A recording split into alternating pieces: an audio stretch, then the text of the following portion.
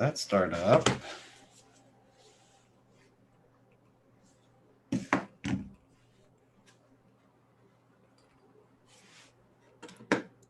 Enable streamer mode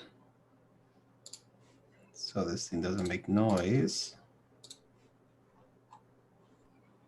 Let that start up. Cool. Put this up right here.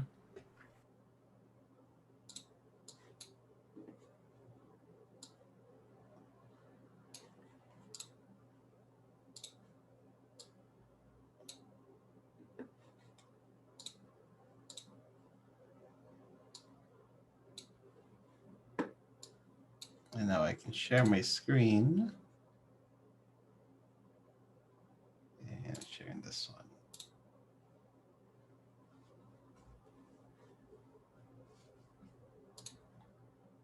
Oh, that's funny. Right? Mm-hmm. Just pull the cables.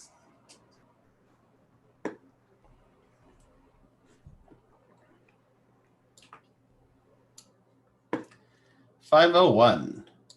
Let's begin.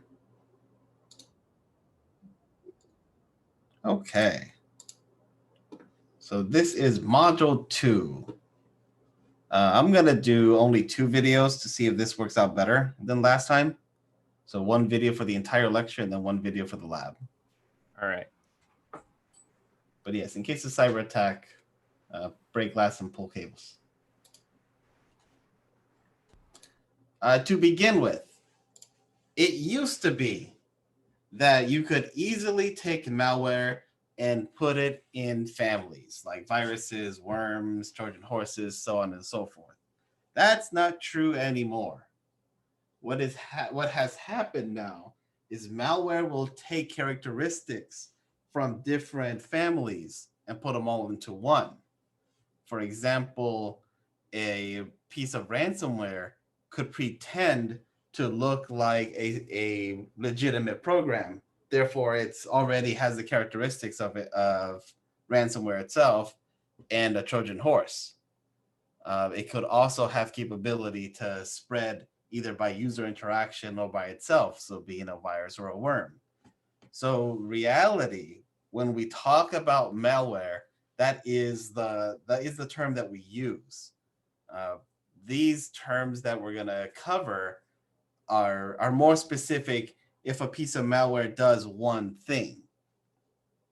But just note that in the industry, we no longer stay with one. We can't no longer take a piece of malware and put it into a family because they have traits from other families. So the first family that we'll cover is the circulation. These spread rapidly to as many systems as possible. And their 2 subcategories are viruses and worms. A virus acts like its biological counterpart in reproducing without a human interaction. They'll attach themselves to files, or they'll create files of their own. One of the most common are like macro viruses, the ones that are found in Microsoft Office files, because somebody decided it's a bright idea to have a Microsoft Office document file be able to do other things. And someone else said, oh, look, I can use that to manipulate the system. Viruses do not spread over the network. They depend on the actions of users in order to spread. This first picture that I'm showing you here is what's called an appender. It's attaching itself to the end of a file. So in the file, it will insert a jump to where the code is and execute there. There's other forms like Swiss cheese, where it will take parts of itself and spread it across, and then everything has to be decrypted and put together in order for the whole code to execute. And there's also split, doing similar to Swiss cheese, but the parts are visible. They're just cut up into pieces all over the place, don't require decryption, but requires to know where the pieces are to read them in the right order in order to execute. Viruses are able to mutate, so they become harder to track if you're going by signature alone. But again, a virus is not any longer a specific group anymore. It's more of a characteristic. A worm is able to use the network in order to replicate. They'll take advantage of a vulnerability that exists in multiple systems and exploit that in order to copy from one machine to another machine. Kind of like when in a parking lot, there's a burglar looking around and tries to find a door that's open or a window that's rolled down just enough to open. They'll try car by car until they find one that is not secure and get in. And then they'll continue doing that to the next and the next and the next.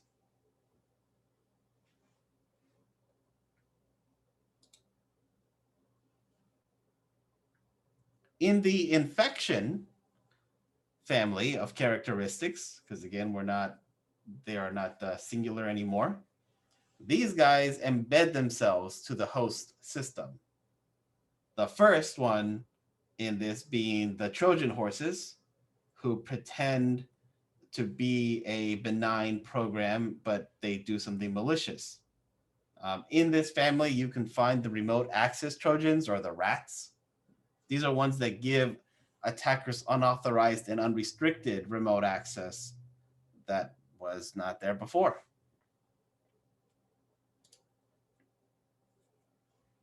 Ransomware is part of the infection family. They'll encrypt data until a fee is paid, hopefully. Not all ransomware will decrypt when the fee is paid. Some just encrypts, and even if you pay the ransom, there is no key to decrypt and everything is lost for good. One of the more infamous in this family is WannaCry.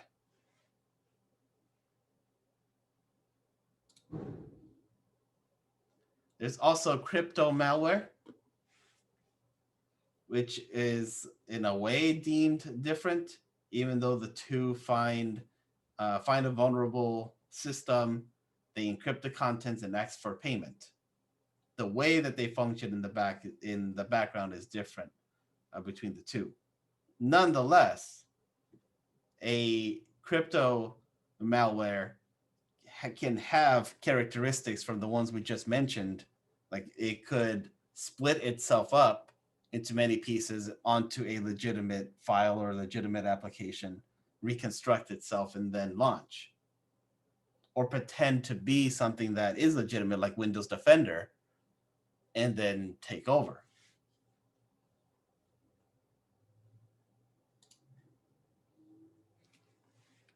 Rootkits are in the concealment group.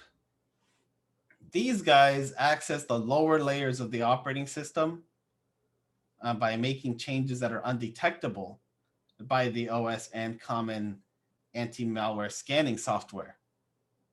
As long as the rootkit files are hidden and they're not visible by anything, then they move on. They evade any measures that you have in place.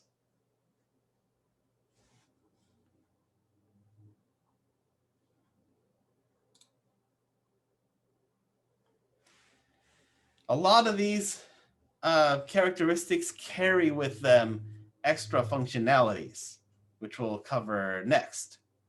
So again, when we talk about malware, it could have all these characteristics, some of these characteristics, one of these, but really we're just going to use the term malware to define these things. So for example, spyware used to be its own little item. Spyware just watches what you do and sends that the information that it gathers back up to a home server. A piece of ransomware could do this, or a Trojan horse could do this as well. Keyloggers. Keyloggers are fun. They keep track of everything you type. It doesn't matter that you have a super long password. A keylogger keeps track of every single button you type and will record it. There are hardware keyloggers like the one shown, and there are software ones as well. Adware. This is just annoying. Tons of ads that are unnecessary. The goal of this is just to slow you down and or crash the computer.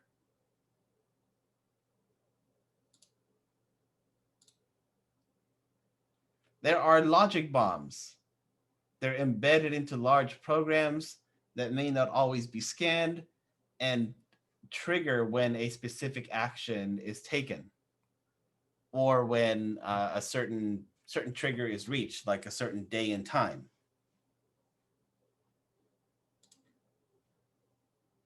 Backdoors can be easy to detect if you have something like a baseline. Then you'll know when something stands out on your network, because backdoors, what they do is they connect an attacker to a machine. And the only way you'll be able to detect this kind of traffic is if you know what's supposed to be happening on your network. Then you'll see this anomaly and notice, hey, look, there's a program that's trying to make a connection at an odd port and is sending commands, sending bash commands or Windows commands. We need to do something about that.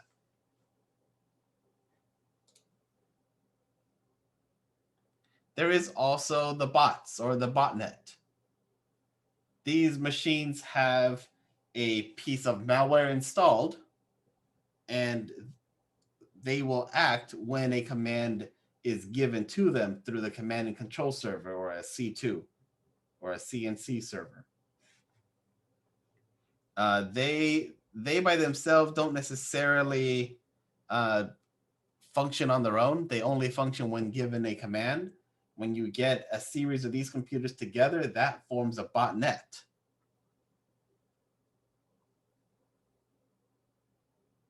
So all that the criminal does is send their command to the command and control server, and then from there it propagates out to the infected machines, and then the action happens. This is why it's harder to track down where botnets are coming from, because you have to find a infected system. You have to find where the command is coming from. So you search for the server. If you can find the server, then at least you can cut it off there. Even better if you can find out where the commands are originating from.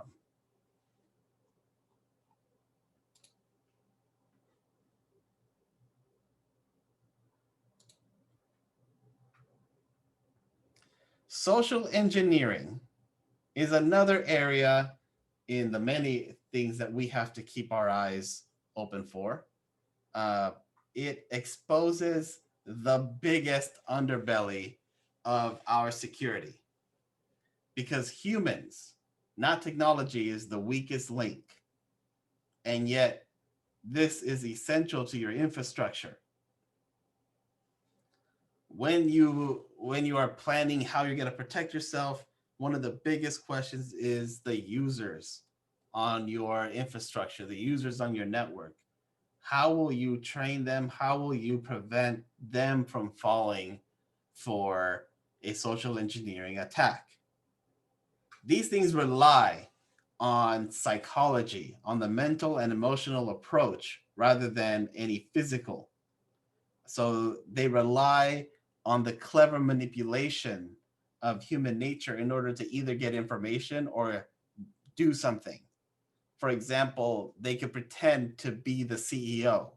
So they'll show authoritative actions. They could intimidate like telling them, hey, if you don't do this, then I will do this negative action, like speak to your manager or fire you or whatever. They could do things like consensus. You scratched my back, so let me scratch, I scratched your back, so you scratch mine. There is scarcity or urgency, like those calls that you get about the IRS has a warrant out for your arrest, so you need to do X, Y, and Z now, or else. There's also impersonation, pretending to be somebody that you know in order to lower your guard and have you do something you shouldn't do. Other things that play a part are things like providing a reason, projecting confidence, using evasion or diversion, making people laugh is also another way. Naturally, making somebody laugh lowers their defenses.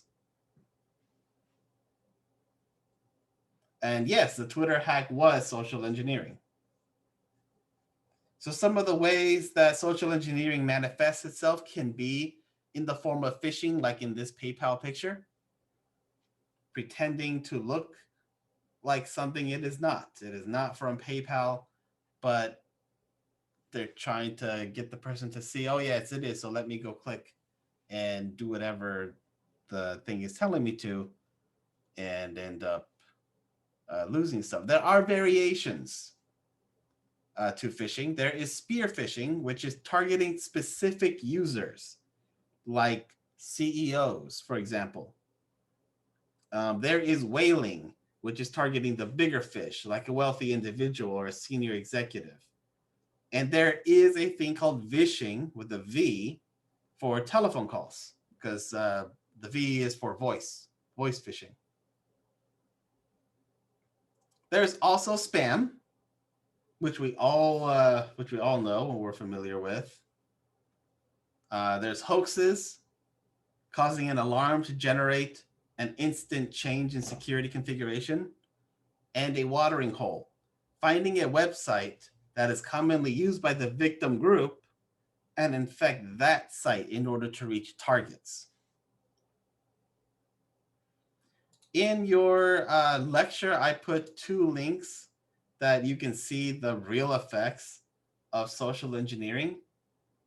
Here is a video of social engineering in action. And let me see if I can, yes, share my computer sound. So this might be loud, or it might just be right. So I invited a few of the world's best hackers to try to hack me and show me where my vulnerabilities are. And now I'm going to meet them in Las Vegas for DEF CON, the biggest hacker convention of the year. They're going to hack me using social engineering, which is essentially hacking without any code. They just use a phone and an internet connection. Do you want to do a sample phishing call? What's phishing? Phishing is voice solicitation, and basically what you do is you use the phone to extract information or data points that can be used in a later attack. Let's do it. Okay. Who are you going to call? Maybe I'll call your cell phone provider and Okay. see if I can get them to give me your email address. I bet they're good. I bet they have my back. But yeah, go for it. I'm going to spoof from your number, so it's going to look like it's calling from you. Okay. Hi, I'm so sorry. Can you hear me okay? My baby, I'm sorry. my husband's like, we're about to apply for a loan and we just had a baby and he's like, get this done by today. So I'm so sorry. I can't call you back. I'm trying to log into our account for uses information and I can't remember what email address we used to log the account. The baby's crying and can you help me? Awesome. In just 30 seconds, At gmail.com? Jessica gets access to my personal email address. Now, if I needed to add our older daughter on our account so she could call in and make changes, how would I need to go about doing that? You would have to send me a secure PIN through a text message? Yeah, well, the thing is, I don't think I'll be able to receive a text message if I'm on the phone. Shh. Oh, I'm not on there either? So I thought when we got married, he added me to the account. Jess uses my girlfriend's name and a fake social security number 5127. to set up her own personal access to my account. Wait, I'm sorry. So there's no password on my account right now? Can I set that up? She even gets the support person to change my password. Thank you so much for your help today. So she just basically blocked me out of my own account. I'll get her fed after this. All right, thank you. Holy shit. So they just gave you access to my entire cell phone account. You're gonna have to go on and change your password now because it's Jess, my name. And all it took was a crying baby and a phone call. Yeah.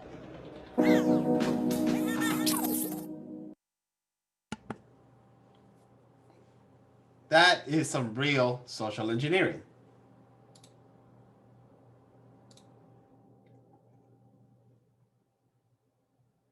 There are also physical attacks that you have to watch out for. It's not just digital, it's also physical. This video is kind of silly, but it covers dumpster diving.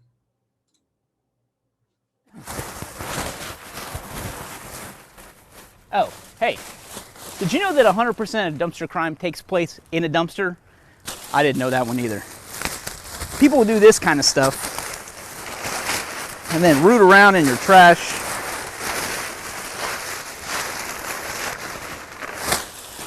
Oh look, tax form. Now I know you're social. Don't do that kind of stuff. Make sure you're shredding your trash like this. You want confetti cut too. Stuff that they can't assemble. Don't breathe that. Or you can burn your trash. You may not have a burn bag like this, but you can still burn your trash. Just take it out, burn it. Don't throw stuff away like credit card forms either. So offers that the credit card company sends you, those are especially high on the list for identity thefts. You never know what you can find in a dumpster. There's a perfectly good apple.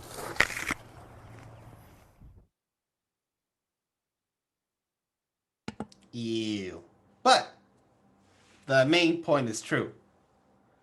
You should properly destroy any paper-based confidential information properly. You should not just throw away tax forms or throw away manuals, throw away receipts. For example, manuals are great because you can see what hardware, what version of hardware was recently purchased or what they have.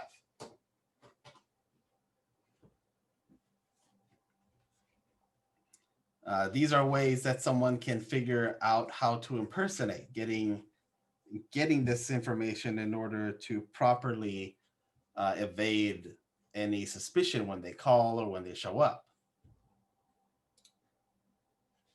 There's also tailgating. Only authorized people should go into a secure building. It shouldn't be that anybody can just waltz in without being checked. One of the most common ways for someone to get in is to pretend to have an emergency, distract authorized people, by coming up with a fake emergency, or also pregnant. Those are two of the most common ways that someone figures out how to tailgate in. You also have shoulder surfing. If you don't have a privacy screen on your phone, on your laptop, on your tablet, then anybody can see what you're doing. And if you're logging on to your bank, if you're doing anything confidential, well, anybody can see without doing anything. And if they're able to remember what you type or, a hand gesture, they'll be able to replicate it later. These are all things that you need to be aware of, that you need to educate others on being aware of, because a lot of these, as you see, are very low-hanging fruit, are either very low tech or just not that complicated, yet they are very, very effective attacks. Any questions on this content?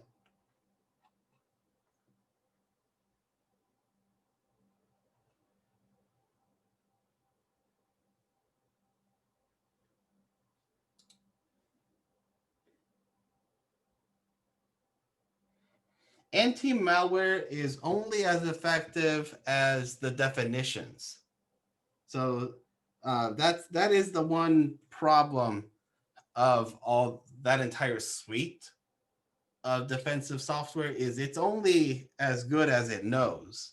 It could try figuring out odd behaviors through heuristics, but they tend to work best when they have a signature. So they're great for things that we know. They are not so great for things we don't know, like 0 days.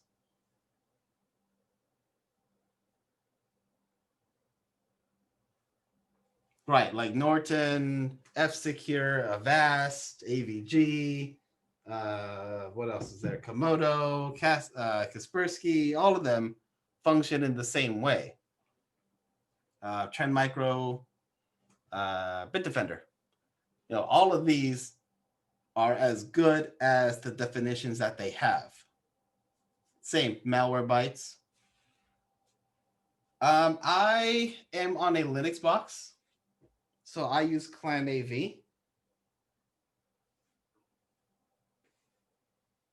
But being on Linux does make me immune to most of the Windows stuff.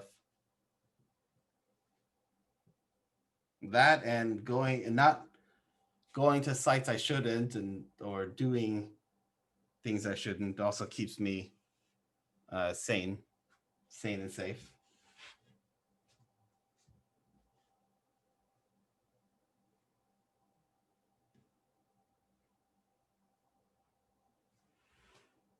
Other questions?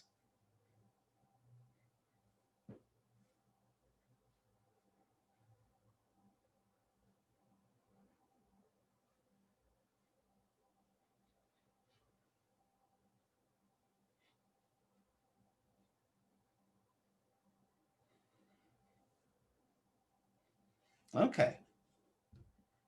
Let me stop this recording. The recording has stopped. And start to create the video. While that happens, I want to make sure that you guys all have your GCP credit, because this week's lab will if you choose to go down the primary road of spinning up the VM yourself, you will need GCP.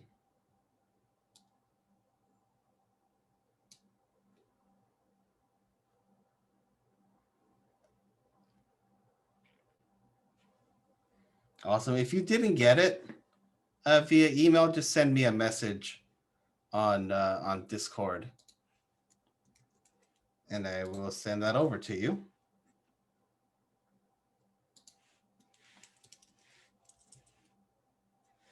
The website to redeem the codes that I give you, I put in announcements on Discord.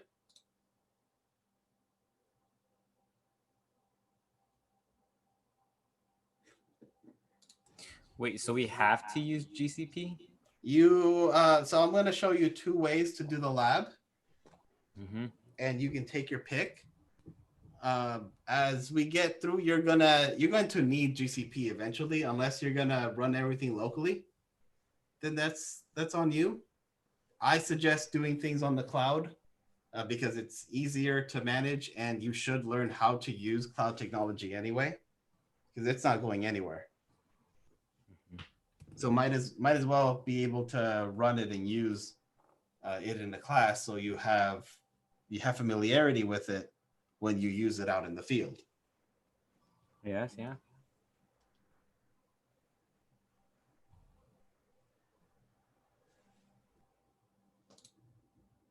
My video is almost halfway done.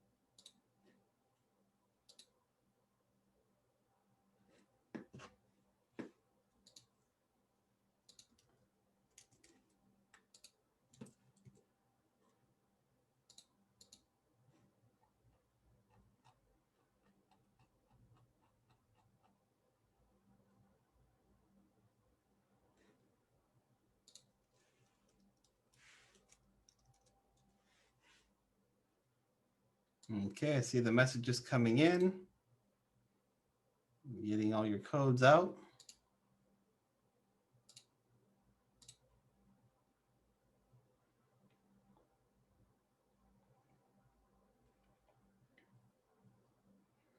So while you're waiting for this to finish, you could log in to GCP.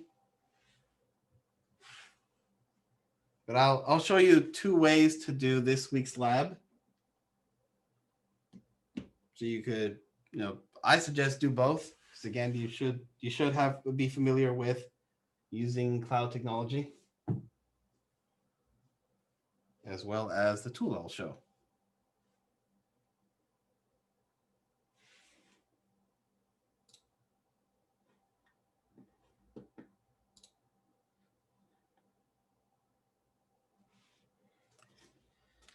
%.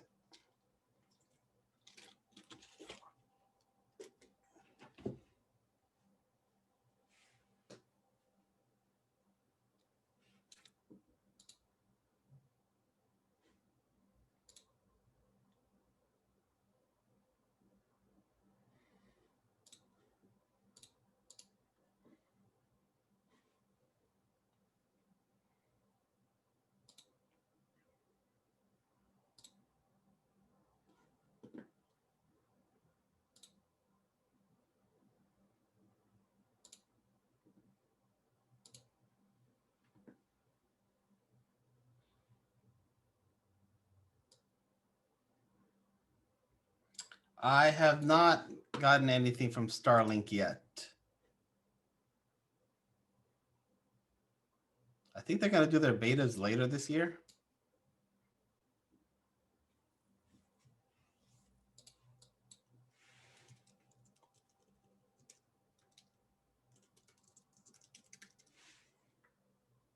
Mod 2 lecture. No, it's not for kids in CIS 75 playlist. Next. Public. Publish.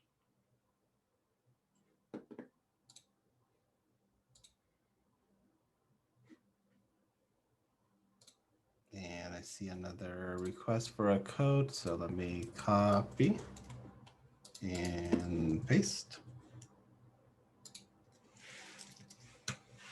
Cool.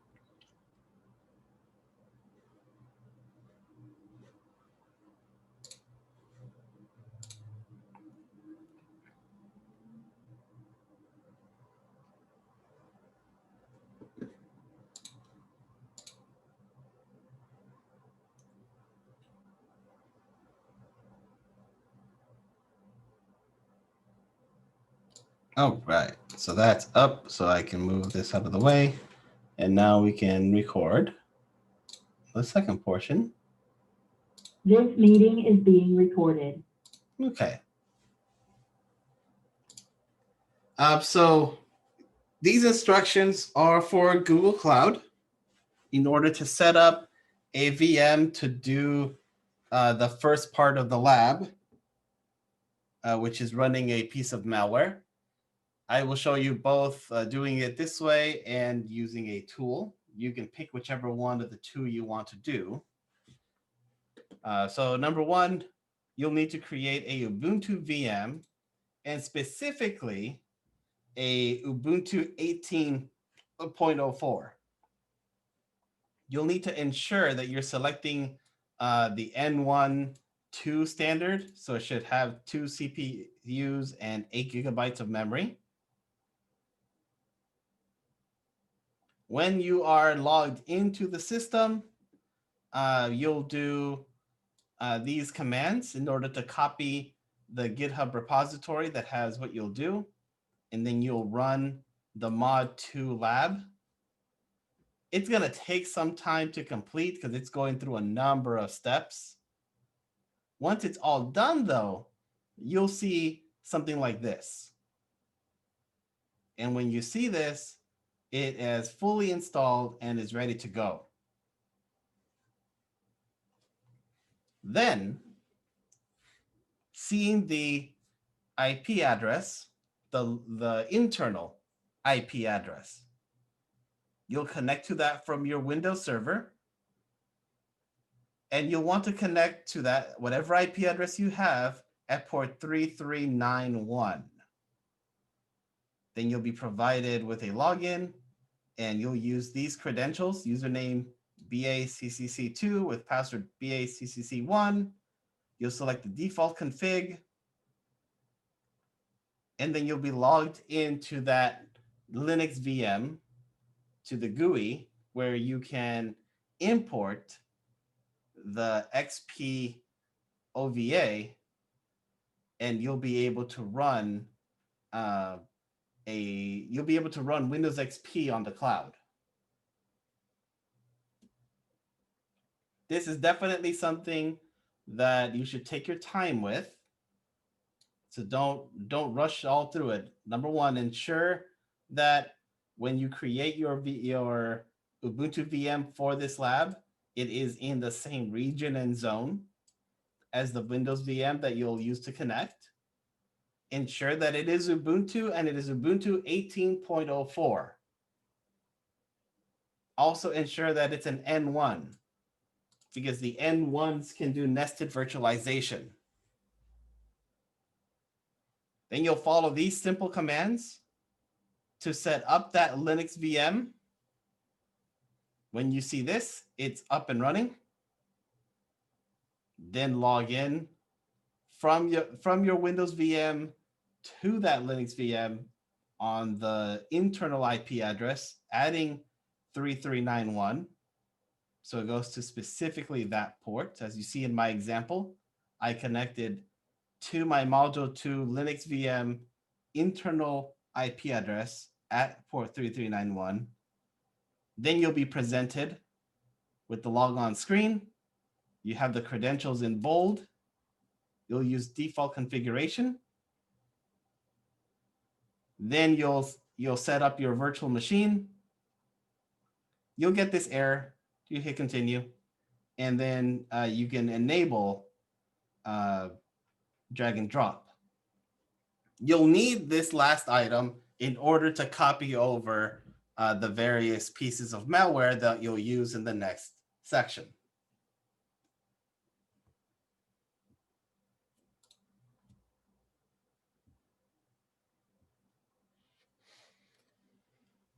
I have given you on that GitHub repository a number of malware for you to work with.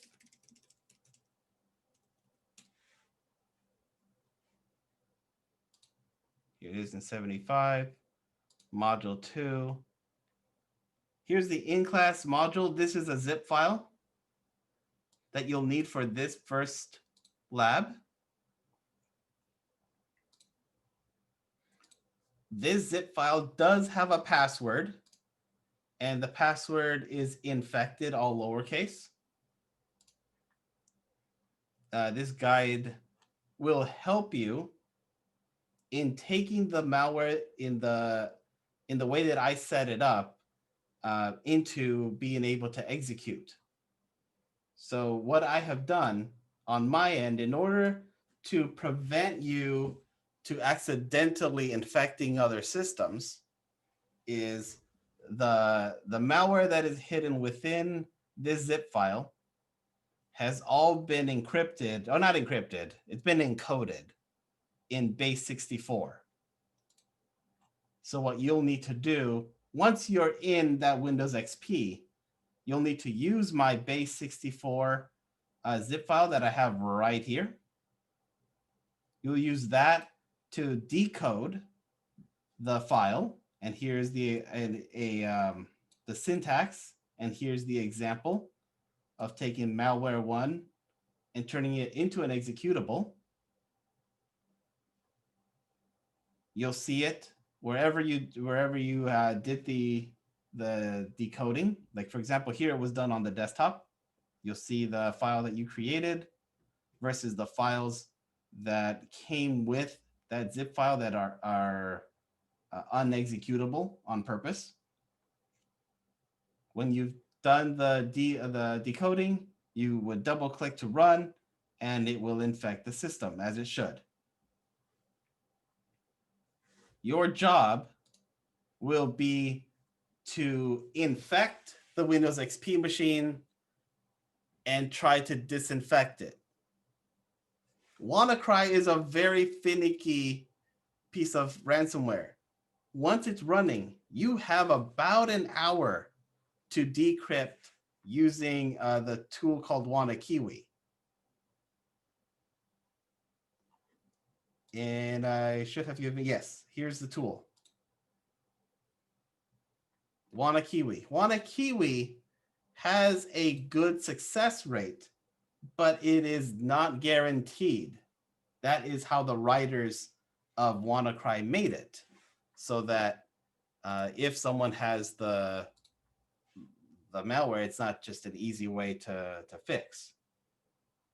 So you'll run WannaKiwi within the system you infected, and you may or may not get the keys to decrypt and be able to use the system again. Now, mind you, once you have infected a Windows XP machine and you fought back against the piece of malware and you record how you did it by taking things like screenshots, at the end, you're going to want to turn off that VM and go back to the instructions earlier on importing a new instance. So you'll go back to the third step in the in-class assignment prep, import the VM again, and then you'll be good to go for the next piece of malware. There's about 3 or 4 pieces of malware in the in-class assignment, and there's about another 4 in the lab. So in total, you'll be working with about 8 different pieces of malware. Again, you should be doing this all within the cloud and all within these instructions that I provided you. If you follow the instructions correctly, you will not infect yourself. The key is stored in memory only for about an hour. So with WannaCry, you'll need to be very quick. There is another way for you to do this lab, and that is with the tool called AnyRun. With AnyRun, you can, where is it? Right here, I think it's in the Let's Hunt. With AnyRun, you'll create an account. I already have an account. Or I thought I did. I make a new account. You make a new account, and you can do essentially the same things, just on their infrastructure.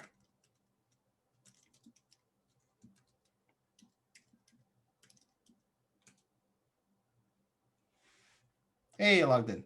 Yeah, so I can make a new task here and say, oh, I'm going to run a Windows 7 box. I can upload a file, and it will run Windows 7 and execute the piece of malware. So here's an example, 3 screenshots of the first piece of malware, the WannaCry. Here it is before, during, and when it's done. It also shows you all the running processes that happened, the amount of CPU that it took during the process of executing, the amount of RAM. Like, you see all this stuff. My suggestion is to do both. Both run it in GCP, following the instructions I provided, and also run it in AnyRun in order to get the biggest picture as to how these 8 pieces of malware that I've given you work. Your job will then, the thing that you submit to me would be the steps that you took. So you have your XP set up, you ran this malware 1, malware 2, 3, or 4. It did X, Y, and Z, and this is what I used to disinfect it.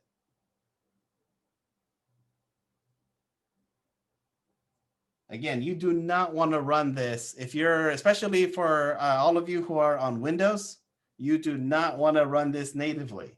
You don't want to download the zip files that I have in my GitHub repository, the in-class mod 2 and the mod 2 lab. You don't want to run these on your local system because they are infected.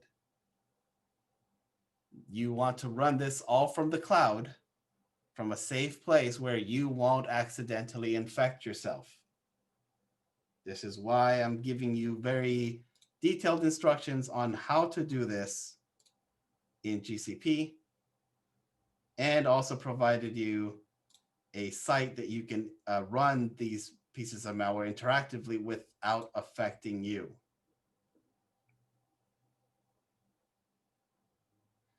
To get the biggest picture on the pieces of malware, run the same malware on both.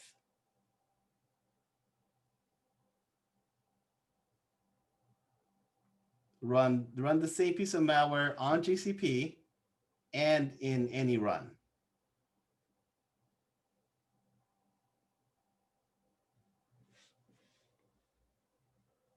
Because it's not a matter of if, it's when you are going to have to fight a piece of malware, and you want to know how can you prevent this either from happening, or when it happens, how do you stop the spread?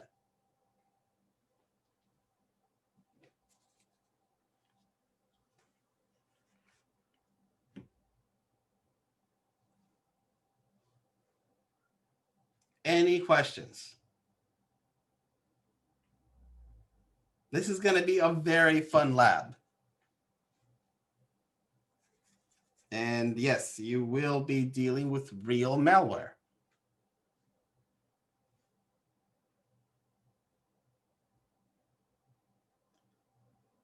If you are not able to stop WannaCry in the first hour, then just follow the instructions in the assignment and lab prep. Get rid of that VM, import a new VM, and start over. So if WannaKiwi doesn't figure it out in that hour, just delete and start over. And don't feel bad that you weren't able to solve it in the first hour. It is very much a hit and miss. And again, that was all built on purpose. Because the whole point of it was to prevent people from getting their data back, instead having them pay. Irving, just really quick. These are the only 2 VMs that we need, right? You'll need a Windows VM, a standard Windows VM to connect, and you'll need a Linux VM that will act as the host for this XP box that you'll use to run the malware on. Does that make sense?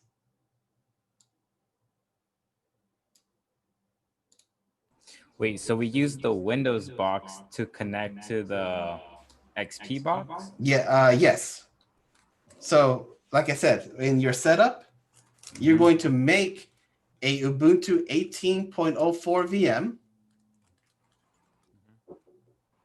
It has to be N1 standard 2, which means 2 CPUs and 8 gigabytes of memory. Okay. And when you make it, you have to ensure that it is in the same region and zone as your Windows VM, because they need to be able to talk to each other. The way that the script that you run sets everything up is it puts the XP machine in an isolated environment. So that will be fine. But in order to interact with the Linux VM that is hosting the XP victim, they need to be on the same network together. This is why in my example, I'm showing you that I'm not connecting to the external IP address. I'm going to the internal IP address. So this is me on my Windows box connecting to the internal IP address of my Linux box at port 3391. and then I'll get this prompt. I'll log in using these credentials. And then I can import the XP system, and I'll be able to do anything and everything I need.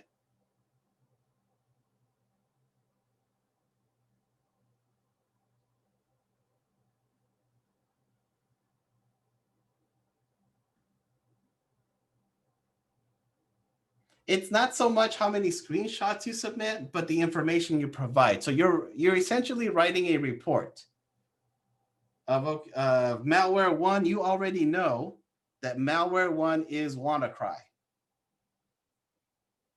So then you'll write on, from the moment you ran it on your XP machine, what happened, and then your efforts in using WannaKiwi to decrypt. So what you could, a screenshot could be the success of getting the decryption key and stopping WannaCry. You can do a video.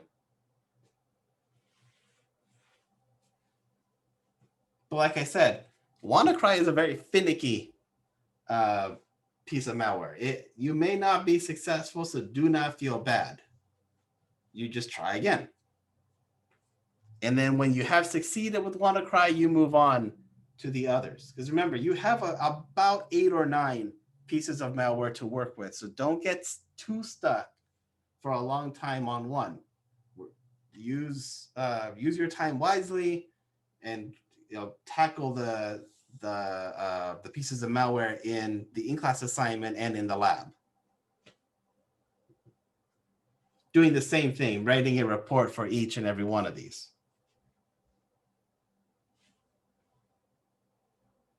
But I can't stress enough that if you are running on a Windows box, you really want to do all of this within the cloud. That way it does not touch your system in any way, shape, or form. As long as you follow my instructions of doing everything on the cloud, you will be fine.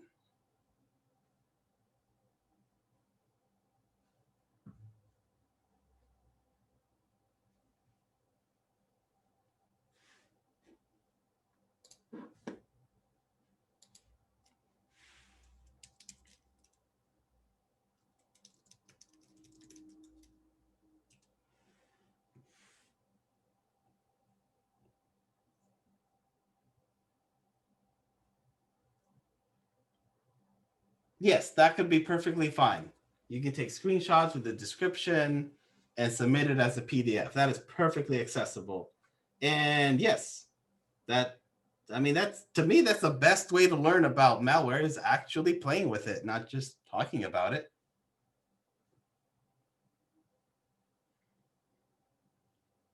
What's the point of talking about it if you're not actually doing it?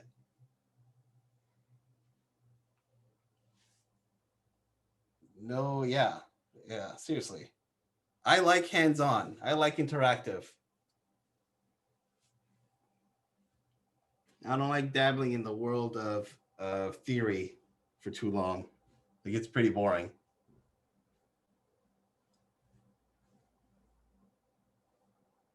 Exactly. You can't learn without applying. And what better way to apply than actually get your hands on it? Because you won't know until you try. So have loads of fun infecting a Windows XP machine over and over again. Like I said, after every infection, destroy that VM and create another one and start all over again. If you get stuck at any point, please feel free to reach out to me on Discord, and we can do share screen and whatnot. Feel free to work together. I mean, that's why you have a text and voice channel for the class. So, jump in there and talk to one another. You do not need to work in isolation. You can work together. It's not cheating. It's not, it's none of that. Work together.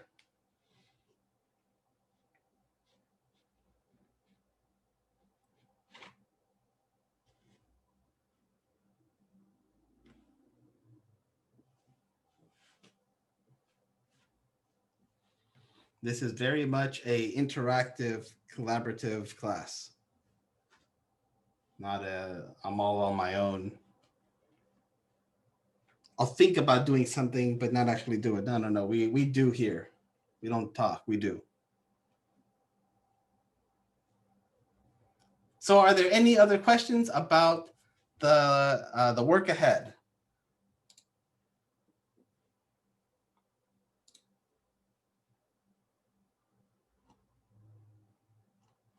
Excellent. And you, anybody have any problems logging on to Netlab and doing the labs? Those are very straightforward labs. And what you submit is just basically a little write-up of what you did. Doesn't have to be in great detail because I know Netlab is very straightforward.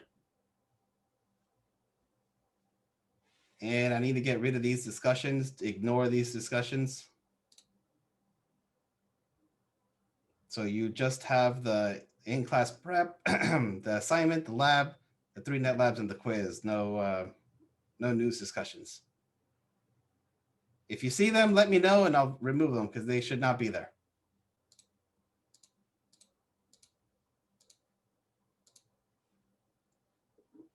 Excellent.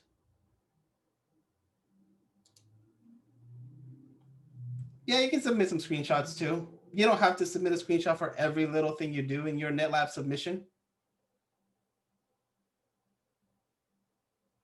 Because like I said, I know that it's very straightforward.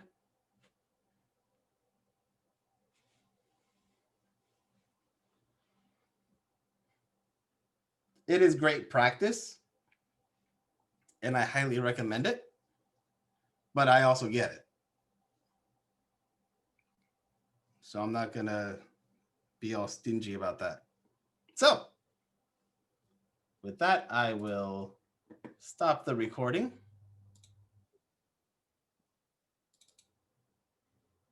And start making the video.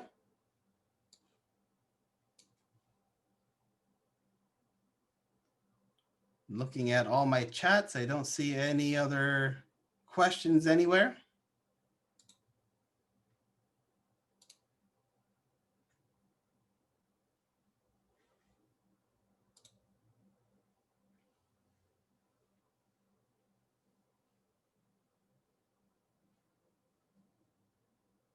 I see an